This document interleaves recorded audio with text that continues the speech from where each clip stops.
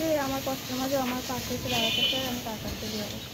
সে যদি বিবাহিত হওয়ার আমি 2 বলতে একসাথে রাখতে পারে তাহলে আমি তার। আসসালামাইকুম দর্শক, আপনাদের প্রীতি ও শুভেচ্ছা জানিয়ে শুরু করছি আমাদের আজকের প্রতিবেদন। তো দর্শক দেখতেই পাচ্ছেন আমাদের সামনে এক আপু দাঁড়িয়ে আছে। আমরা তার গল্পটা শুনবো, জানবো আপু কেন আমাদের ইউটিউবের মাঝে আসলেন, তিনি কি বলতে চান। আপু আসসালামু আলাইকুম, ওয়ালাইকুম আসসালাম।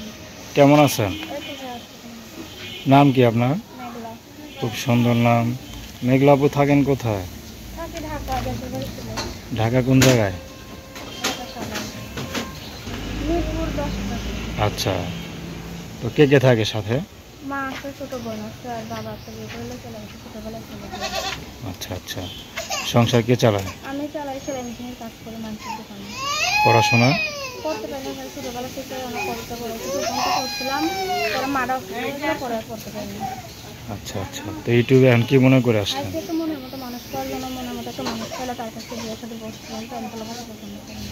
বিয়ে শাদী হয় নাই তো না? না হয় না। পড়াশোনা কত দূর করছেন? হ্যাঁ, পড়াশোনা? তো কোনটা পড়ছিলাম, পরে টাকা ব্যবহার করতে পারি, বাবাটা চলে গেল, ছোট আচ্ছা, একটা বোন আছে চলে গেল। বাবার প্রতি ঘৃণা হয়? ঘৃণা তো হবেই ভাই, কারণ ছোটবেলায় ছেলে দিয়ে চলে গেল, এটাও ঘৃণারই কথা। আর যে আমি যখন প্রতিবেদন আসছি যে একটা ভালো মনে ছেলে মেলে আদায় তাকে যদি আমি ভালোবাসা না করে ডাইরেক্ট বিয়ে করতে পারি, আমি তার কাছে বিয়ে করছি। আচ্ছা, সে যদি গাড়ি করে আমি চাই না, সে যদি গরিবও হয় আমার কোনো সমস্যা নেই, যদি বিবাহিত হয় সমস্যা নেই, যদি বিবাহিত হয় তারপর সমস্যা নেই।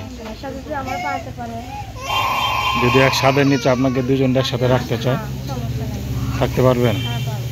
আচ্ছা, তো আপনার মা তো কিছু করে না? করে মারা ঘরে থাকতে পারে, কাজ করতে পারে না, এই সেলাই কাজ করে কি আপনাদের সংসার চলে? কোনো মতো চলার জন্য প্রতিবেদন আসতে পারে, যেন বিয়ে সাথে বসতে পারে। আচ্ছা, নাম কি বললেন?